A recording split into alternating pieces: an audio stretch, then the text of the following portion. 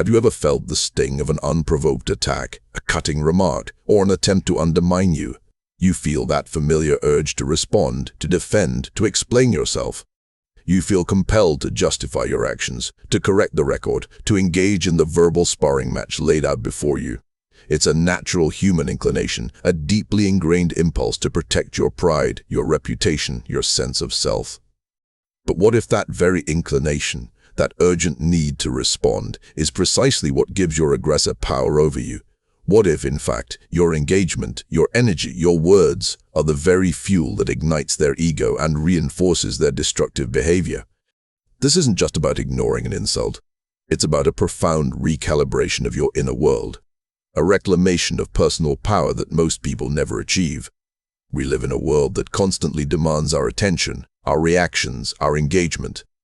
Social media, news cycles, even personal interactions are often designed to provoke a response. And when someone actively tries to provoke you, they are essentially seeking to establish dominance, to draw you into their chaotic arena, to make you play by their rules. Your reaction, whether anger, frustration, or elaborate defense, serves as a trophy for them. It validates their attempt to control you, to disrupt your peace. They thrive on the drama, on the emotional turbulence they create. They are not genuinely seeking understanding or resolution. They are seeking a reaction, a confirmation of their own perceived importance, however fleeting. But there is a path to liberation from this cycle, a powerful ancient wisdom that allows you to reclaim your sovereignty. It is not about fighting back with louder words or retaliating with equal aggression. It is about a profound act of withdrawal, a strategic and deeply philosophical disappearance into silence. This is not about passive aggression or avoidance. It is about a radical act of self-mastery, a stoic indifference to external noise that leaves the provocateur with nothing but the echo of their own empty words. When you truly disappear in silence, their ego, deprived of its vital sustenance, begins to collapse. It is a subtle, yet immensely powerful, demonstration of your unshakable inner freedom. Chapter 1. The Hidden Problem of Constant Engagement. The insidious problem we often overlook is not the initial provocation itself, but our automatic, almost unconscious, commitment to engagement. We believe that by responding, we are setting boundaries, asserting ourselves, or fighting for justice. In reality, we are frequently walking right into a carefully laid trap. Consider the dynamic of a child seeking attention. If they misbehave, and you consistently give them a reaction, even a negative one, you are still giving them exactly what they crave: your attention, your energy, your emotional response. The child learns that certain behaviors, even disruptive ones, guarantee a reaction, thus reinforcing the behavior. The adult equivalent is far more subtle, but the underlying psychological mechanism is identical. When someone criticizes you, spreads rumors, or tries to belittle your achievements, their primary objective is often to elicit a strong emotional response. They want to see you flustered, angry, or defensive. They want to witness your composure break because it gives them a fleeting sense of power, a temporary boost to their own fragile ego. Your emotional reaction is the currency they seek. By engaging, by trying to argue your point with an unreasonable person, by attempting to correct every misperception, you are, in essence, handing them the microphone. You are legitimizing their narrative by participating in it, treating their flawed premises as worthy of your valuable attention. You are dedicating your precious time and mental energy to a situation that is fundamentally outside your control, the other person's perceptions, intentions, and behavior. This constant expenditure of energy leaves you depleted, frustrated, and diverted from your own goals and values. Marcus Aurelius, in his Meditations, repeatedly stressed the importance of preserving one's inner citadel, guarding it from external disturbances. He admonished himself and his readers to carefully examine all external impressions, fantasiae, before giving them assent, sin cataphasis, ensuring they do not disturb one's inner peace. Each time you engage in an unnecessary conflict, each time you feel compelled to justify yourself to someone intent on misunderstanding you, you are opening the gates of that citadel and inviting chaos inside. The hidden problem is that we are unwittingly training others that their provocations will always yield a reaction from us, thus perpetuating the very cycle that diminishes our peace.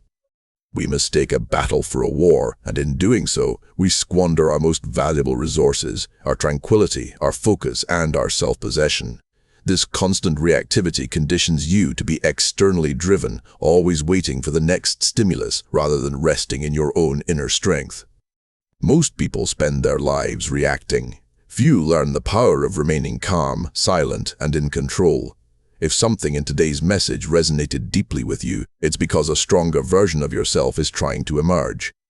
Thousands have already discovered the principles inside the silent power, and many say they wish they had learned them years earlier.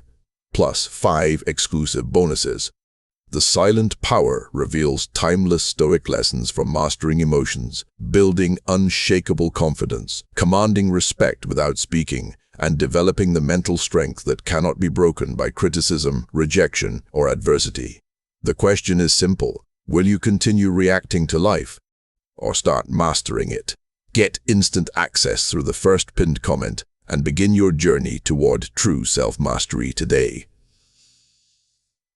Chapter 2. The Common Mistake of Misinterpreting Silence. A common and critical mistake people make when considering the power of silence is to misinterpret its purpose and meaning. Many view silence, especially in the face of provocation or injustice, as a sign of weakness, defeat, or even fear. They believe that not responding is equivalent to surrendering, allowing others to walk all over them, or implicitly agreeing with the accusations hurled their way. This misperception stems from a deeply ingrained cultural narrative that equates strength with verbal assertiveness and confrontation. We are often taught to stand up for ourselves by always having the last word, by meticulously dissecting arguments, or by engaging in exhaustive debates. This cultural conditioning makes the deliberate choice of silence feel counterintuitive, even cowardly. Another dangerous misinterpretation is to use silence as a passive-aggressive weapon, a deliberate withholding of communication meant to punish, manipulate, or create guilt in the other person. This form of silence, often called the silent treatment, is inherently reactive and aggressive, fueled by resentment and a desire for control. It is an act of hostility, not a demonstration of self-mastery. True Stoic silence, however, is neither a sign of weakness nor a weapon. It is an internal act of profound self-preservation and mental discipline. It is about recognizing that your peace, your tranquility, and your emotional energy are precious resources that are not to be squandered on external dramas that do not serve your core values. It is a conscious act of discerning what deserves your mental space and what does not. For the Stoics, the power of silence isn't directed outward to harm or manipulate others, but inward to protect and strengthen oneself. It is about cultivating apatheia, not apathy in the modern sense of uncaring or indifference to others' suffering, but rather a state of freedom from disruptive passions, a tranquility born of reason and clear judgment. When Epictetus spoke of focusing only on what is up to us, he was pointing to the profound realization that the words and actions of others are fundamentally outside our control. Their opinions, their insults, their attempts to provoke, these belong to their sphere. Our responses, however, are entirely within our dominion. The common mistake is to think of silence as a response to them, a tactic within their game, rather than a conscious and resolute return to your own inner fortress where their noise cannot penetrate. This true Stoic silence is not a void.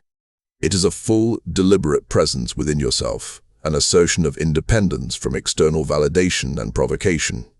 It is a declaration that your inner peace is non-negotiable, and in doing so, you protect the very essence of your being, your rational faculty, and your capacity for virtue.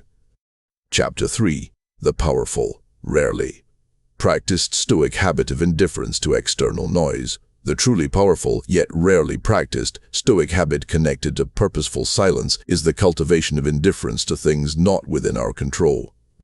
This concept, often articulated by Epictetus and refined by Marcus Aurelius, extends far beyond merely accepting fate.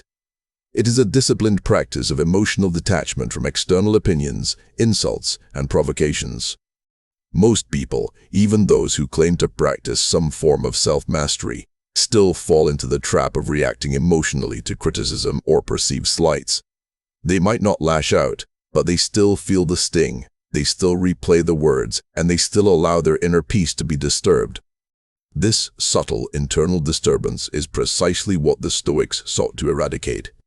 The habit we must cultivate is a conscious and profound turning inward, a recognition that the words and actions of others are merely external events, no more capable of harming your inner self than a passing cloud is capable of harming the sun. Zeno, the founder of Stoicism, taught that true freedom comes from distinguishing between what is within our power, our judgments, desires, and actions, our prohairesis, and what is not, everything else, including other people's opinions of us, health, wealth, reputation. When you truly internalize this distinction, understanding that an insult is merely an impression from another's mind and not a statement of objective truth about you, the habit of non-engagement becomes a natural extension of your philosophy. You no longer need to explain, defend, or react because you understand that their opinion is not your truth and their anger is not your problem. You simply refuse to give it assent. This Stoic habit isn't about ignoring reality. It's about acknowledging reality without permitting it to disturb your tranquility or dictate your emotional state. It's about developing an inner resilience so profound that external noise simply bounces off you.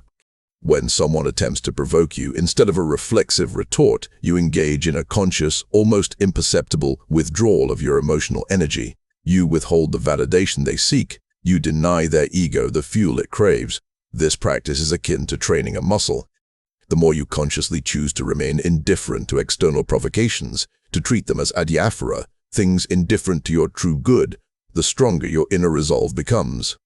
It transforms you from a reactive participant in others' dramas into an unshakable observer of life, conserving your energy for what truly matters and developing a powerful inner peace that cannot be easily disrupted.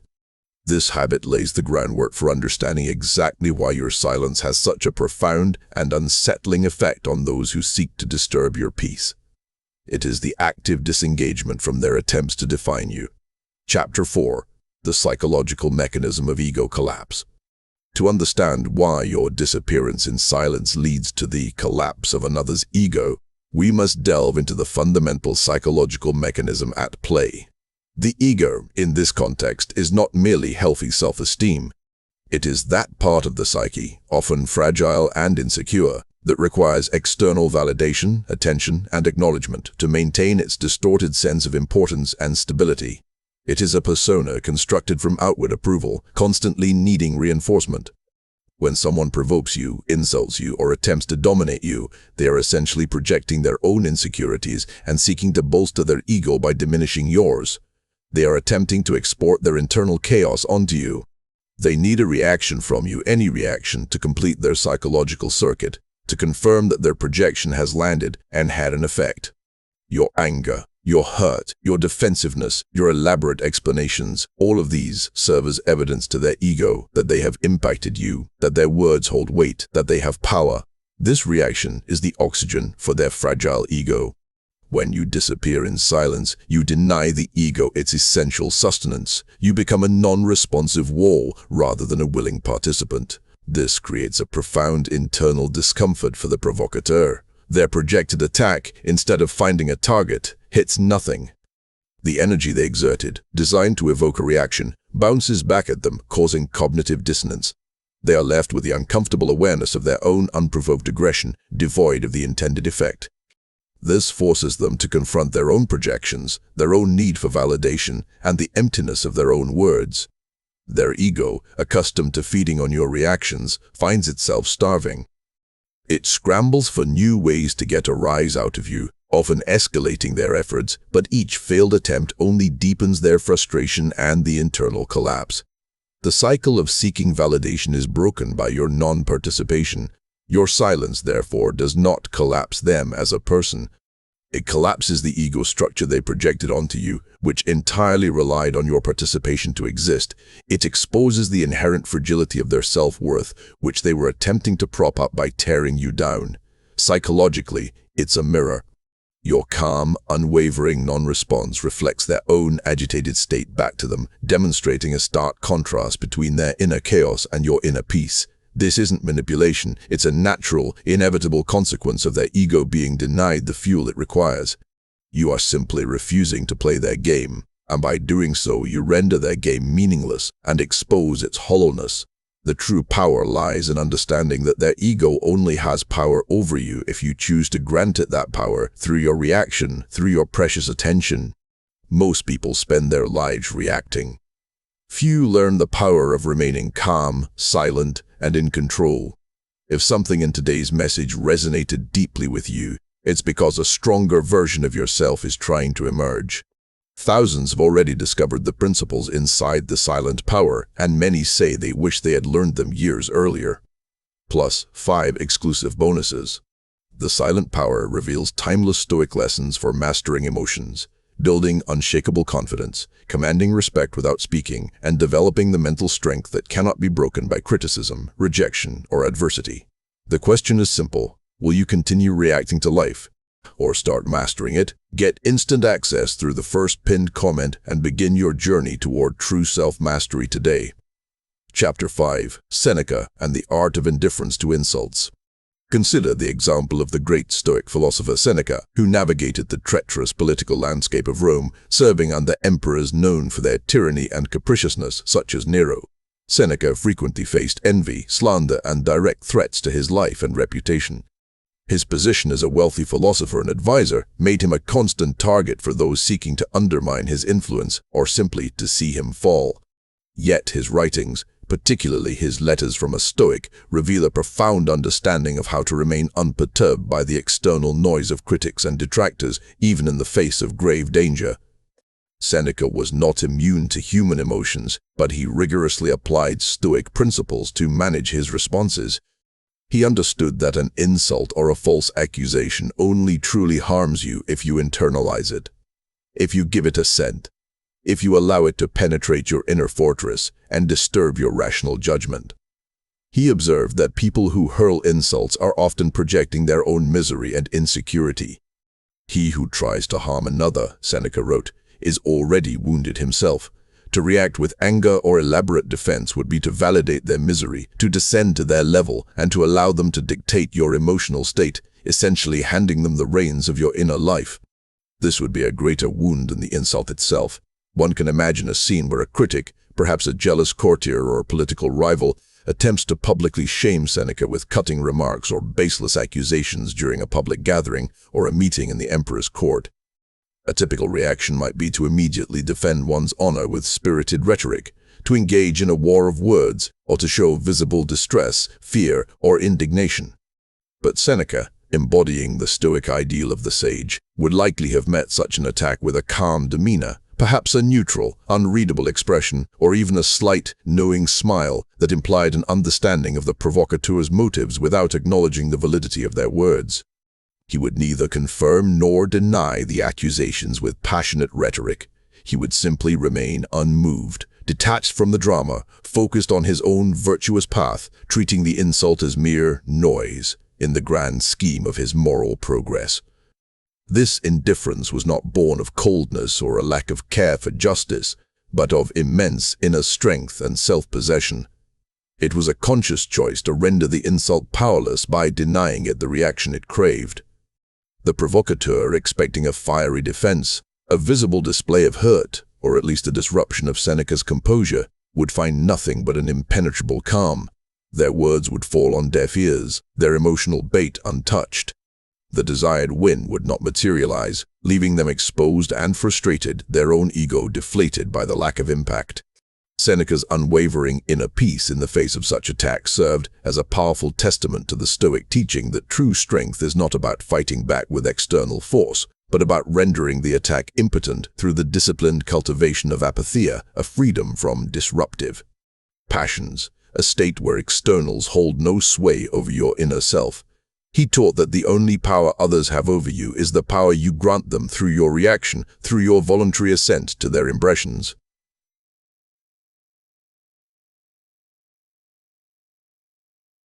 Chapter 6: The 3-second pause, an immediate application.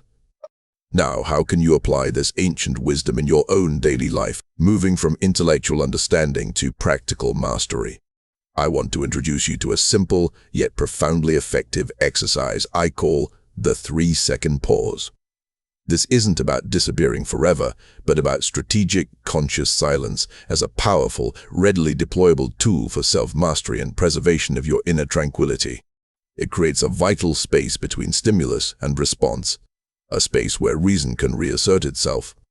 The next time you find yourself in a situation where you feel provoked, criticized, or tempted to react instantly, whether in a conversation, an email, a text message, or even scrolling through social media comments, institute a conscious 3-second pause before you speak, type, or even form an internal retort. This isn't just about counting to 3, it's about making that brief interval a moment of active, rational assessment. During this brief, silent interval, mentally ask yourself 3 critical questions, allowing reason to guide your potential response. 1. Is this within my control? Can I actually change the other person's perception, intention, or behavior by reacting in this precise moment? Or am I simply attempting to control something inherently uncontrollable? A Stoic understands that the opinions and actions of others are not up to us. If it's not within your control, why invest your precious energy? 2. Does this serve my highest good? Will engaging in this particular way contribute to my peace, my long-term goals, my character, or my personal growth? Or will it merely drain my energy, disturb my tranquility, and perhaps even compromise my integrity by lowering myself to another's level?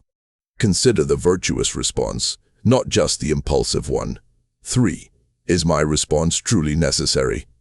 Is there a practical, constructive outcome that absolutely requires my immediate verbal or emotional engagement? Or is silence, a deliberate withholding of your energy and attention, the more powerful, dignified, and self-preserving option? Sometimes, the most eloquent response is no response at all. Often, you will find that the answer to these questions leads you away from an immediate, reactive response. Instead of defending, observe the situation with a calm detachment. Instead of explaining, detach from the need for external validation. Instead of engaging, conserve your precious energy for what truly aligns with your values. Sometimes, a calm, measured, and delayed response is necessary, but the 3-second pause ensures that response is intentional and strategic, rooted in reason, not merely an emotional reflex. It allows you to respond as the master of your mind, not its slave. Practice this exercise in small, low-stakes situations first to build the habit. When a family member makes a slightly irritating comment, pause. When you receive a frustrating email, pause. When you read a provoking social media post, pause. Over time, this conscious pause will become an ingrained habit, creating a crucial buffer between stimulus and response. You will gain control over your emotional impulses and begin to dictate the terms of your engagement rather than being dragged into others' dramas. This practical application allows you to immediately begin reclaiming your mental sovereignty, paving the way for a profound identity shift. What's a specific scenario in your life where you could start implementing the 3-second pause this week? Share your thoughts in the comments below. And if this message resonates with you, please like this video and subscribe to the channel for more Stoic wisdom to guide your journey.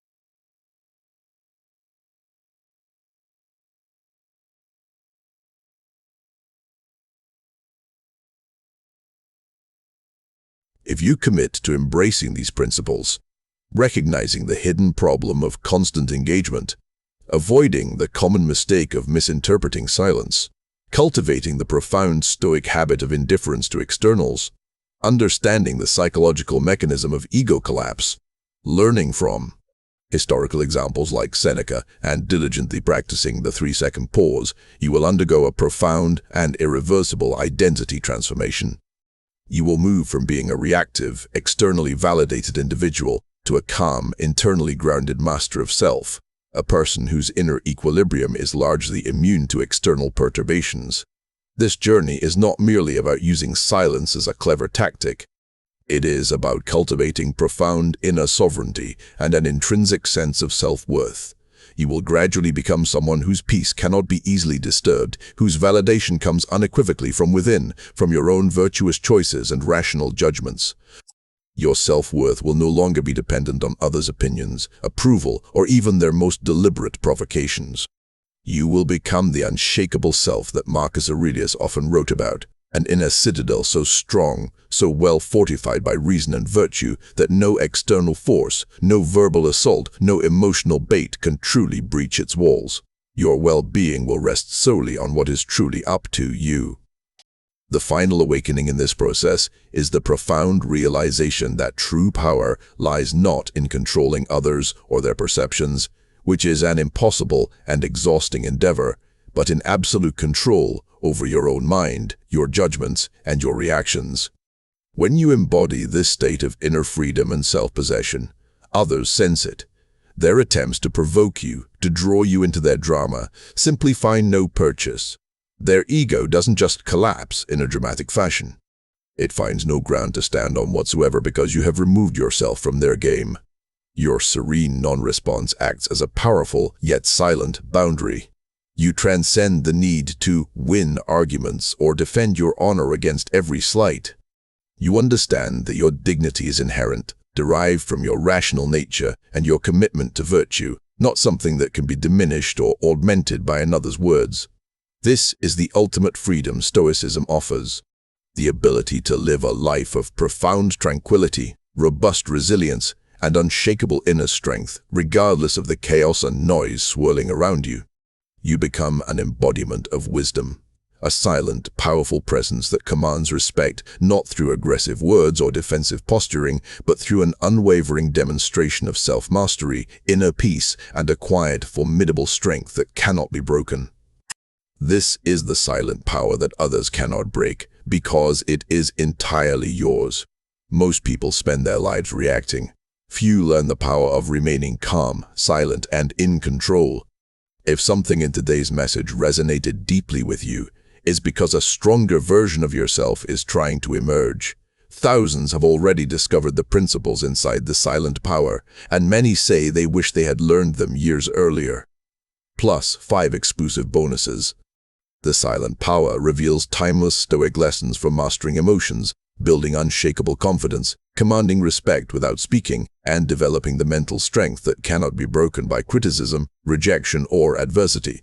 The question is simple: will you continue reacting to life, or start mastering it? Get instant access through the first pinned comment and begin your journey toward true self-mastery today.